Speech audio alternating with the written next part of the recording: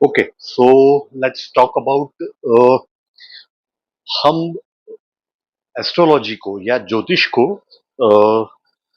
ये किस लिए हम देखना चाहते हैं, what may be the specific reason behind it.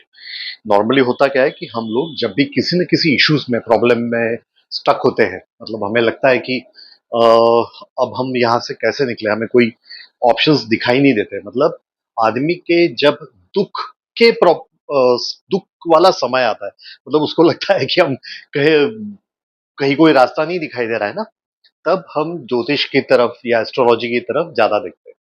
अगर आपका सब कुछ आपका जैसे मन सोचता है उसी तरीके से सब कुछ चले जा रहा है, तो ये हमारी एक टेंडेंसी होती है कि हम फिर इस ज्योतिष की तरफ नहीं देखते। फॉर एग्जाम्पल, अगर हमारी हेल्थ अच्छी है तो हम डॉक्टर्स के बारे में तो सोचते तक नहीं है, विचार भी नहीं करते। इट्स वेरी ऑब्वियस सी बात है, हम सभी लोग इसी तरह से करते हैं। लेकिन फिर भी अगर हम रेगुलर हमारा चेकअप करते रहे, हर चीजों को देखते रहे और हर चीज को देखते रहे मतलब मॉनिटर करते रहे, ठीक है ना। तो एक टर्म आता है मॉनिटरिंग।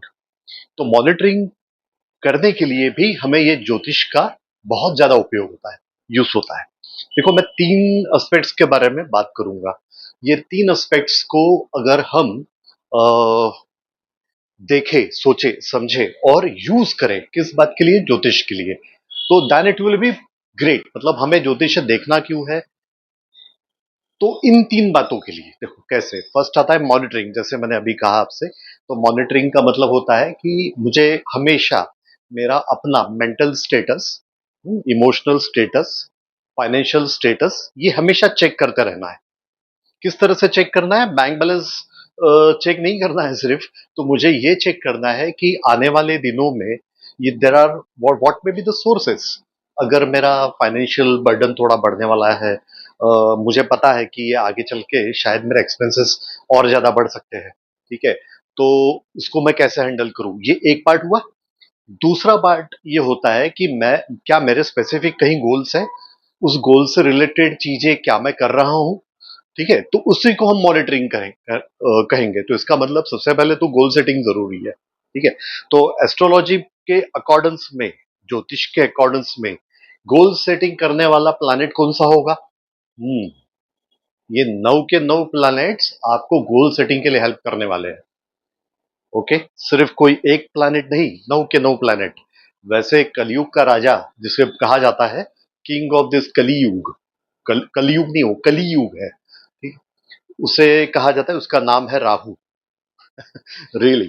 तो ये अगर हम इस प्लैनेट की स्टडी एक तरीके से कर ले, मैंने एक तरीके से इसलिए कहा क्योंकि दो प्लैनेट ऐसे हैं, दो ऐसे प्लैनेट है जिसकी स्टडी आज तक, जितना भी मैंने ऑब्जर्व किया है, दुनिया में कोई नहीं कर सका है। बस इस प्लैनेट को हम समझ सकते हैं।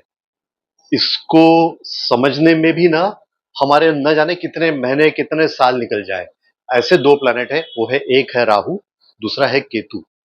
अगर कोई इंसान ये क्लेम कर रहा है कि उससे ये दो प्लैनेट के बारे में इन डेप्थ नॉलेज आ चुका है, तो ट्रस्ट मी, मुझे ऐसा लगेगा कि उस व्यक्ति के ज्ञान में थोड़ी कमी है। हाँ, मैं इतना ज्यादा इंपॉर्टेंस दे रहा हूं इस प्लैनेट को। ये दोनों भी छाया ग्रह है। छाया ग्रह का मतलब होता है शैडो प्लैनेट्स है actually, right, but they are playing very important role. हम लोग आगे देखेंगे कि इन दो प्लैनेट्स का इम्पैक्ट, जैसे पहले हमने कहा था ना, तो हमारे मन पे कैसे होता है। तो हर एक चीज हमको हमारे मन के साथ में कोरिलेट करके देखना है।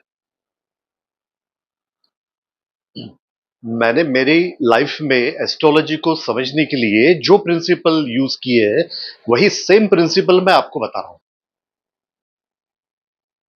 मन के साथ में कोरिलेट करेंगे। फॉर एग्जाम्पल, जैसे पहले भाव के बारे में हम बात कर रहे थे, और पहले भाव के बारे में बात करते समय हमने ये कहा था कि पहला भाव वो आप स्वयं हो, हम अपने आप में है, ठीक है। तो कौन से ऐसे फैक्टर्स है जिसे हमें मॉनिटर करना जरूरी है, हमें हमेशा ऑब्जर्व करना जरूरी है। वो है हमारी फाइनेंशियल हेल्थ, फिर से मैं रिपीट कर रहा हूं, इमोशनल हेल्थ, उसके बाद में आपकी physical health, right, mental health, correct, फिर सोशल हेल्थ, ये सारी चीजें आपको हमेशा मॉनिटर करते रहने की जरूरत है। तो इन सारी चीजों को मॉनिटर करने में हमारा प्रथम भाव, फर्स्ट भाव, पहला भाव, ये हमें कैसे हेल्प करेगा? देखो, पहला भाव रिप्रेजेंट किसको करता है? आपके फिजिकल बॉडी को, आपका अपीयरेंस को और आपके कैरेक्टर्स को। अगर हमें पहले भाव को ठीक करना है, मैं ये समझ के चलता हूं कि पहला भाव आप में से हर एक का ठीक ही है, नो प्रॉब्लम एट ऑल, उसमें कोई तकलीफ नहीं है, कहीं कुछ प्रॉब्लम नहीं है, एवरीवन इज फिजिकली फिट। देखो, मैं कहीं कुछ डिसेबिलिटीज है उसके बारे में बिल्कुल बात नहीं करूंगा, फिर भी मैं ये कहूंगा कि आप फिजिकली फिट हो, थोड़ी देर के लिए मान के चलो, हर तरीके से फिजिकली आप फिट हो, ठीक है। उसके बावजूद भी उसके बावजूद भी हमें पहले भाव को अगर ठीक रखना है तो क्या करना पड़ेगा? सिंपल सा उपाय है। क्या सिंपल सा उपाय है? आप एक्सरसाइज शुरू कर दीजिए। ट्रस्ट मी, एक्सरसाइज शुरू कर दीजिए। एक्सरसाइज का क्या मतलब हुआ? Weight reduction, weight gain, depend करता है आपकी करंट फिजिकल स्टेटस क्या है। फिटनेस का क्या मतलब होता है, ये जानने के लिए आपको फिटनेस के एक्सपर्ट के साथ में कम्युनिकेट करना होगा। ओके, तो इस कम्युनिकेशन का प्लैनेट कौन सा है? कम्युनिकेशन का प्लैनेट कौन सा माना जाता है पता है आपको? मर्क्यूरी, बुध।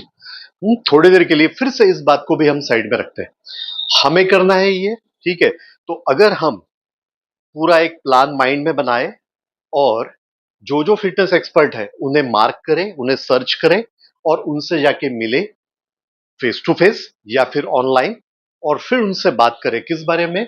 कि this is my current status and what you actually suggest us to go ahead. हमारा प्लान डाइट का कैसा होगा, हमारा फिजिकल एक्सरसाइज में हमें किस तरीके से हमारे मसल्स पे फोकस करना है, किस तरह से हमारे फैट्स पे फोकस करना है, ठीक है। तो ये सारा बैलेंस में आपको बताने का काम कौन करेंगे? वो उस चीज के एक्सपर्ट करेंगे।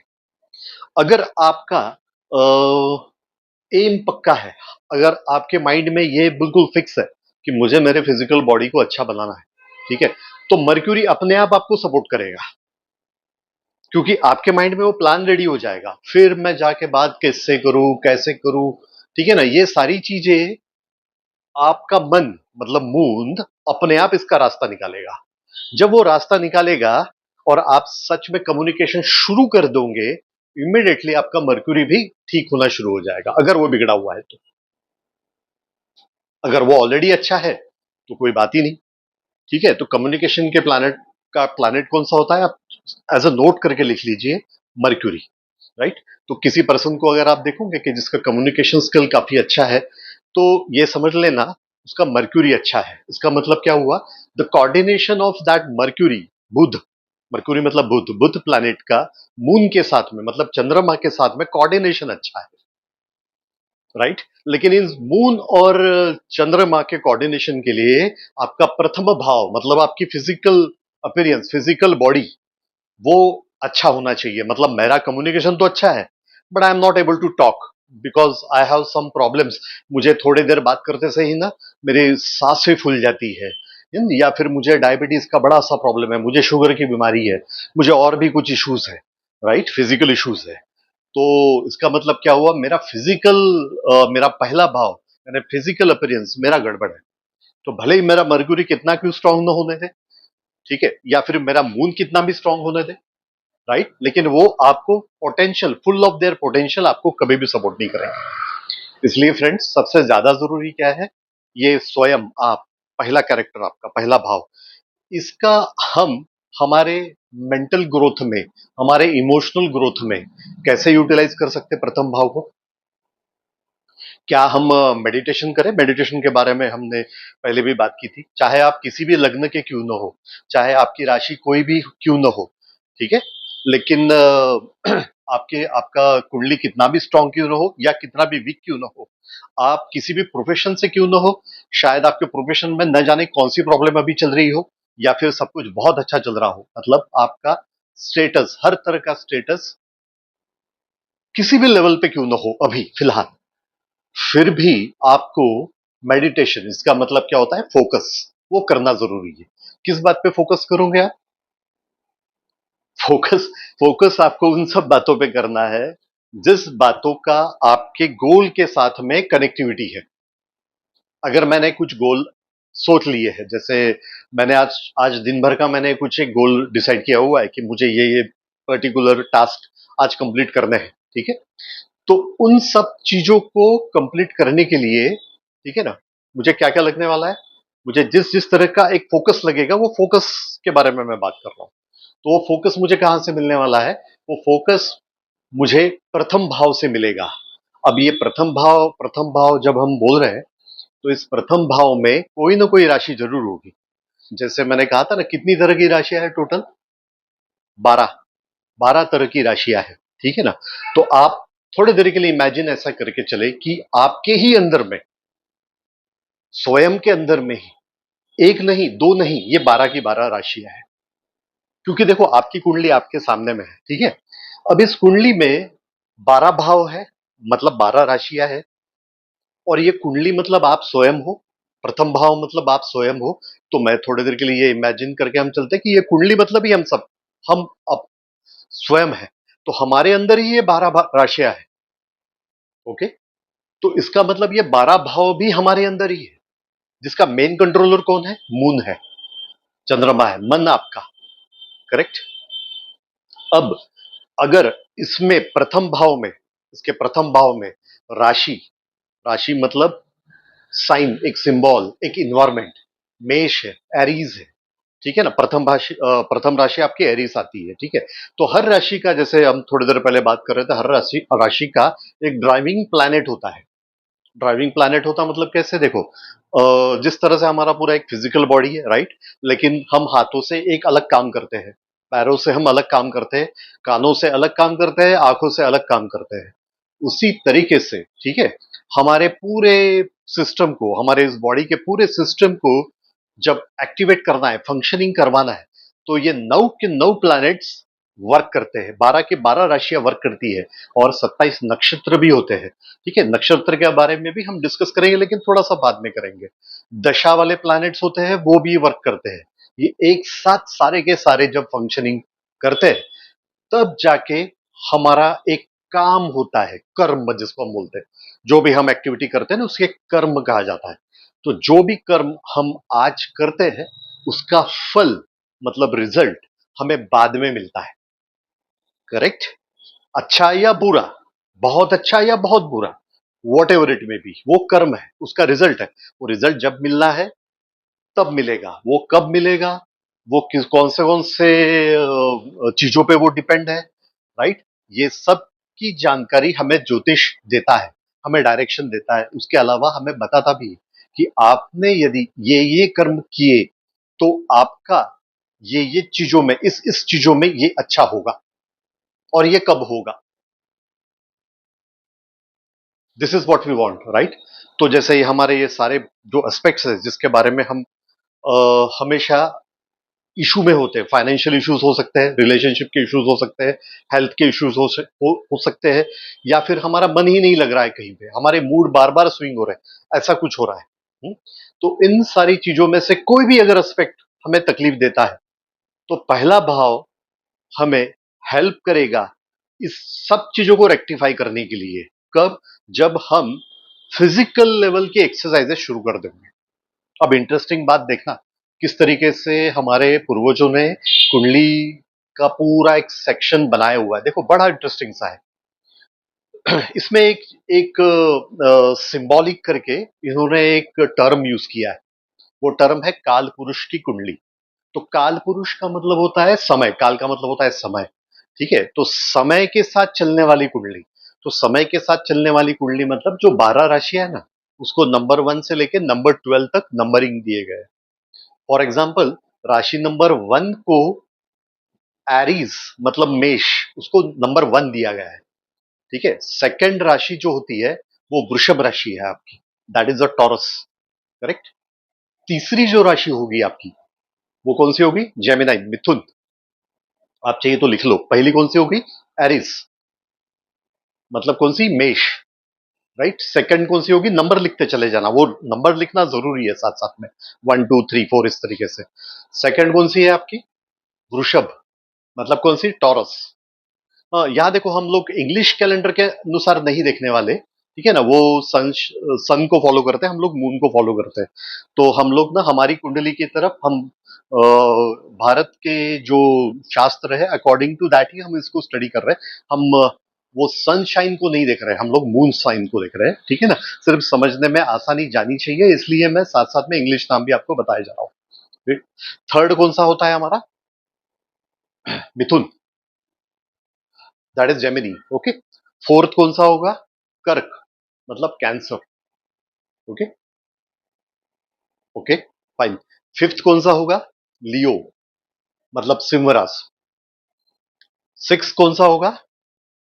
कन्या, वर्गो। ओके। सेवन कौन सा होगा? तुला, लिब्रा। ओके। एट्थ कौन सा होगा? वृश्चिक, स्कॉर्पियो। ओके। नाइन्थ कौन सा होगा? सेजिटेरियस, धनु। 10 कौन सा होगा? कैप्रिकॉन, मकर राशि। 11 कौन सा होगा? एक्वेरियस, कुंभ राशि। 12th कौन सा होगा? स्पाइसेस, मीन, मीन राशि।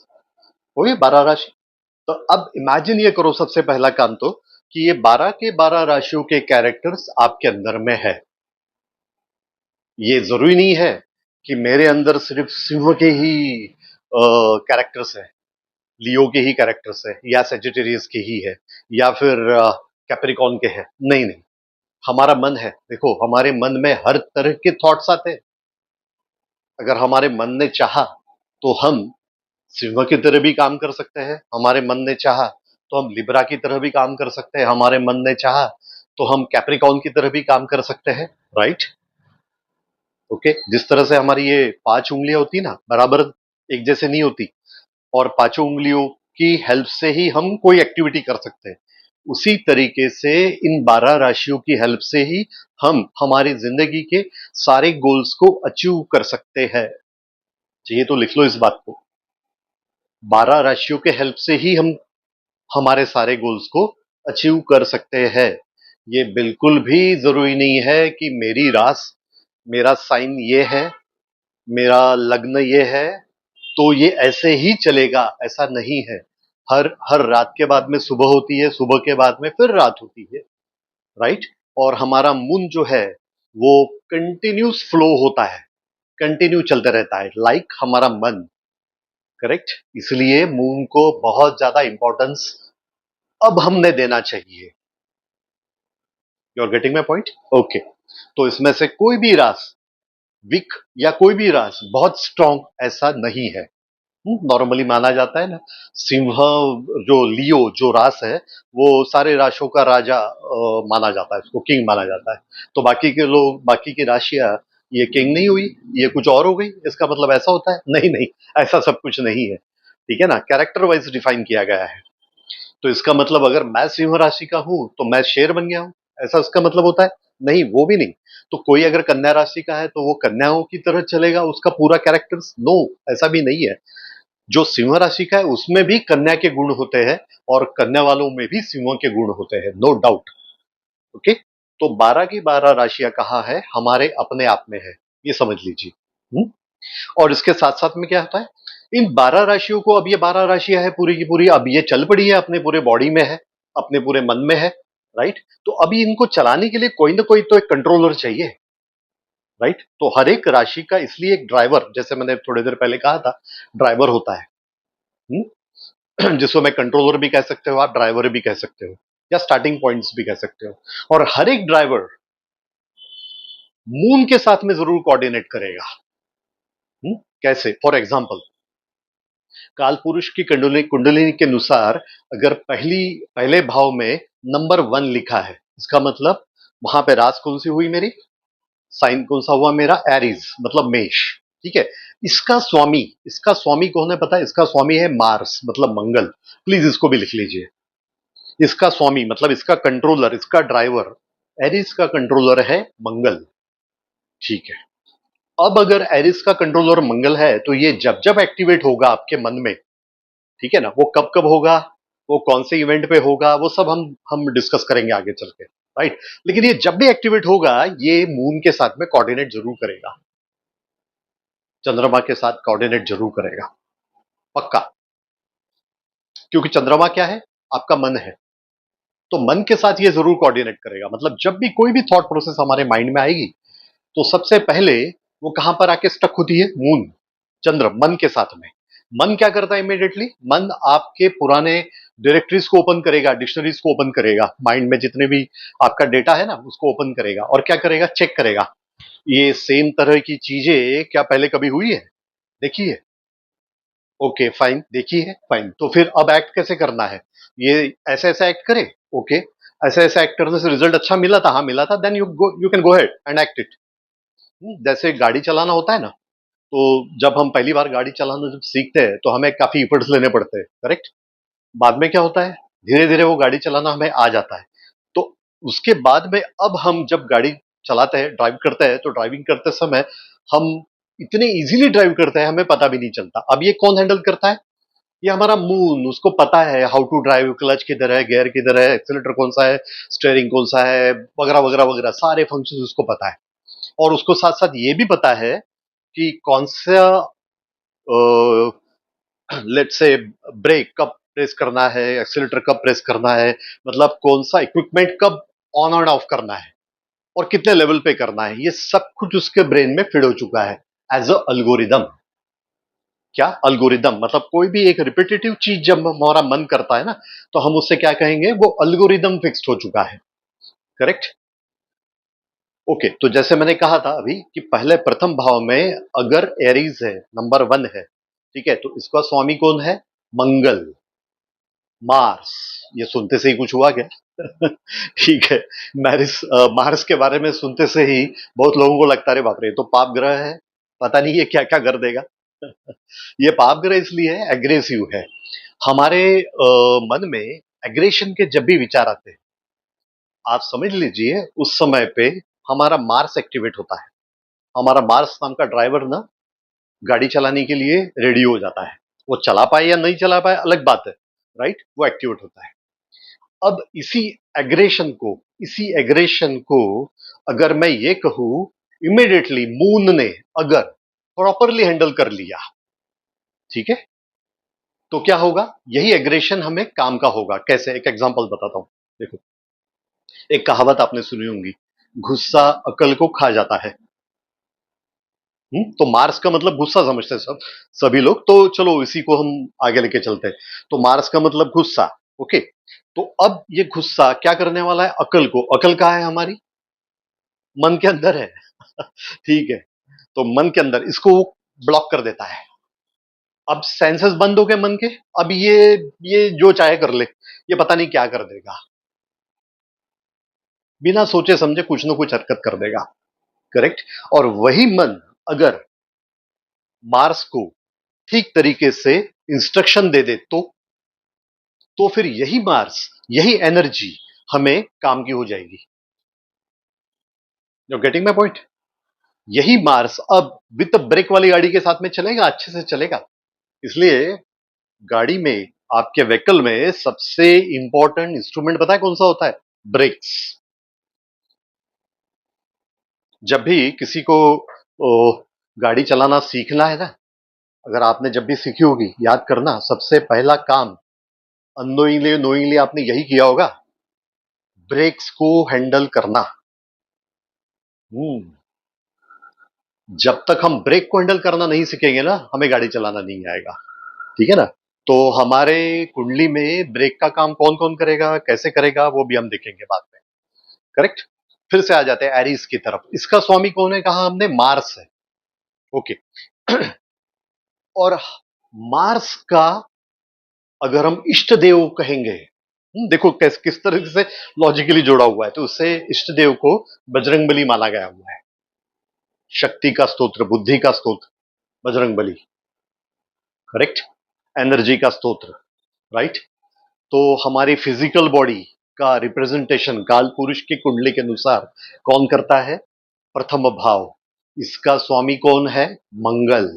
मंगल का इष्ट देव कौन है? बजरंगबली, हनुमान जी, ठीक है, परम शक्तिशाली हनुमान जी। तो हमारे शरीर में हनुमान जी के जैसे बिल्कुल इतनी सारी शक्ति और पावर आ जाए, इसलिए फिर हमें क्या करना चाहिए? हनुमान चालीसा पढ़ना चाहिए, राइट? बिल्कुल पढ़ना चाहिए। मेरा कहने का मतलब है कि हमने भक्ति हनुमान जी से सीखनी चाहिए, शक्ति हनुमान जी की तरह एक्ट करने की काम करना चाहिए। और एक बहुत बड़ा स्वभाव होता है हनुमान जी का, वो होता है ग्रेटिट्यूड। तो हर काम को अगर जब भी आप करते हो, तो please started with the gratitude. ठीक है ना? ग्रेटिट्यूड मतलब थैंकफुलनेस। मैंने जितने भी बाहर के मतलब फॉरेन कंट्रीज के जितने भी लोग देखे हैं आज तक, मैंने एक बात उनमें बहुत ज्यादा अच्छे से देखी है। इनफैक्ट कई सारी बातें अच्छी देखी, तो अच्छी बातें सीखने में कोई हरकत नहीं होनी चाहिए। ठीक है? वो है ग्रेटिट्यूड, थैंकफुलनेस। दूसरा मैनेजमेंट। ठीक है ना? ये बहुत अच्छी तरीके से करते हुए मुझे हमेशा दिखाई दिए। Anyway, so this is what the first पहला भाव को अगर हमें ठीक करना है और हमारे फाइनेंशियल ग्रोथ के लिए, हमारे फिजिकल ग्रोथ के लिए, हमारे मेंटल एंड इमोशनल ग्रोथ के लिए अच्छा करना है, तो हमें क्या करना है? हमारा अपीयरेंस ठीक करना है, हमारा गेटअप ठीक करना है। गेटअप ठीक करने का मतलब ये नहीं होता है कि आप एक्सपेंसिव चीजें खरीद लो, एक्सपेंसिव कपड़े खरीद लो और बहुत ही एक्सपेंसिव गाड़ियों में आप रहो तो ही अच्छा है, ऐसा नहीं है। आपका ओवरऑल पर्सनैलिटी का अच्छे का मतलब होता है कि आप अच्छे चीजों को पढ़ो, अच्छी चीजों को समझो, अच्छी चीजों को देखो। अच्छी चीजों का मतलब होता है जो आपको आपके गोल से रिलेट करे, वो चीजें। उन चीजों को मैं अच्छी चीजें कह रहा हूँ। ठीक है ना? क्योंकि हर एक का अच्छे और बुरे का डेफिनेशन अलग अलग होता है। तो मैं उसमें भी नहीं जाना चाहता हूँ। हो सकता है मुझे खुद को टेक्निकल चीजों में ज्यादा इंटरेस्ट है, मुझे खुद को हिस्टोरिकल चीजों में ज्यादा इंटरेस्ट है, मुझे खुद को मान लो किसी नए टेक्नोलॉजी और बाकी कुछ और चीजें सीखने में इंटरेस्ट ज्यादा शायद अच्छा लगे, या किसी को कोई और आर्टिस्टिक चीजों में ज्यादा अच्छा लगे, उनका शायद ग्रोथ माइंड का वहां पर ज्यादा अच्छा हो। So it depend upon person to person, it vary person to person. Okay. उसी तरह से अगर अभी प्रथम भाव में प्रथम भाव में अगर नंबर 2 दिखाई दे आपको, तो नंबर 2 की राशि आपकी कौन सी होती है? टॉरस, वृषभ राशि। ठीक है ना? अब इस वृषभ राशि का जो स्वामी है वो कौन है देखना। वृषभ राशि का जो ड्राइवर है वो कौन है?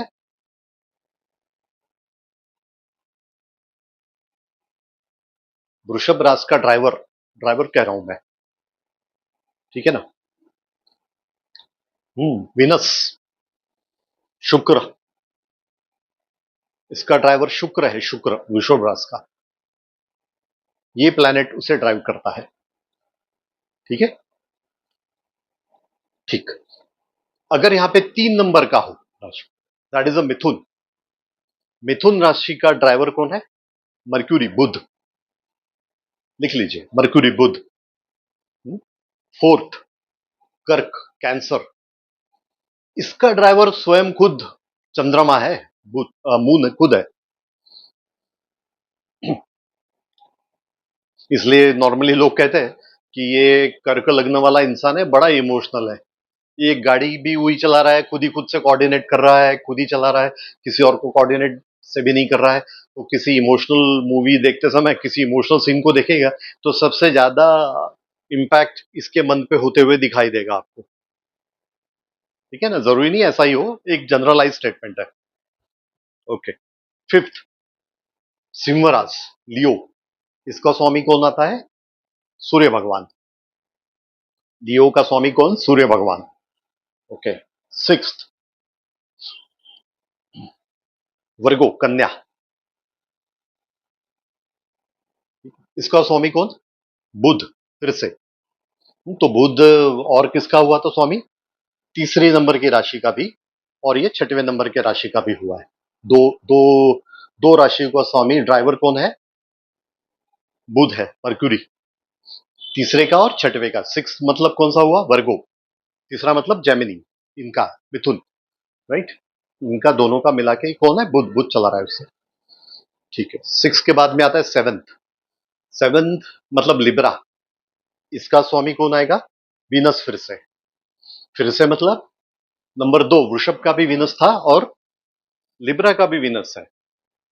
इन दो मतलब नॉर्मली दो दो राशियों के एक ड्राइवर दिए गए नॉर्मली, ठीक है ना। 8वें पे आते हैं हम लोग, स्कॉर्पियो, वृश्चिक राशि। इसका कौन है पता है? मंगल।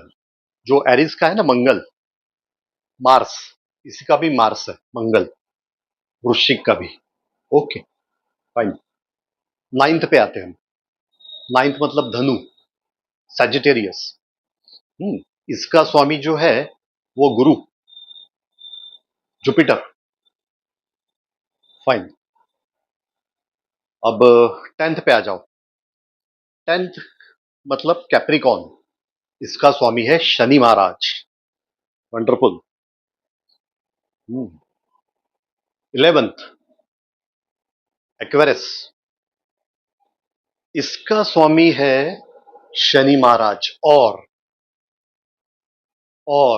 राहु, राहु भगवान।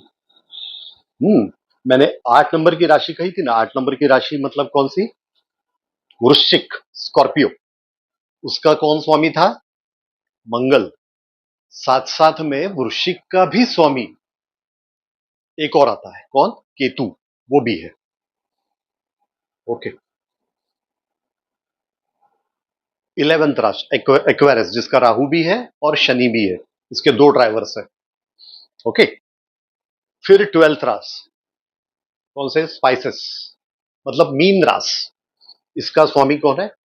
जुपिटर, गुरु, बृहस्पति, गुरु। इसका भी वही है। और आपके 9 नंबर की राशि कौन सी? सैजिटेरियस, धनु राशि। इसका भी स्वामी कौन है? जुपिटर, ठीक है ना। जैसे मैंने कहा था, राहु और केतु क्या है? छाया ग्रह है, शैडो शैडो प्लैनेट्स है। इसलिए वो स्कॉर्पियो के साथ में, वृश्चिक के साथ में, ठीक है, मंगल जो है उसका एक और एक प्लैनेट, उसी के साथ साथ में केतु भी आ जाएंगे। और शनि महाराज किसके? एक्वेरियस के, कुंभ राशि के, उसके साथ साथ में राहु महाराज भी आ जाएंगे। तो ये 12 राशियां और ये 9 प्लैनेट्स, उनके ड्राइवर, और इन सबके ड्राइवर का जो हेड ड्राइवर जिसको हम कहेंगे ना, वो है मून रास आपकी, मून। और एक बात और, सूर्य महाराज को हम कभी नहीं भूल सकते। सूर्य महाराज को हमारे शास्त्रों में आत्मा का कारक कहा गया है।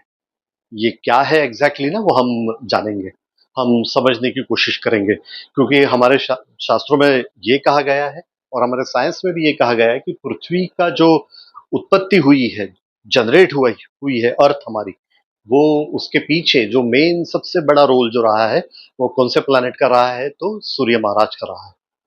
इसलिए हमारे शास्त्रों में ये तक कहा गया है कि आपने न जाने कितने अननोइंगली नोइंगली पाप किए होंगे ना जिंदगी में। इन पापों से अगर आपको मुक्ति चाहिए, ठीक है, तो सूर्य महाराज की उपासना कर दे। इसका एक्चुअल लॉजिकल क्या मीनिंग होता है ना, वो हम देखेंगे। राइट?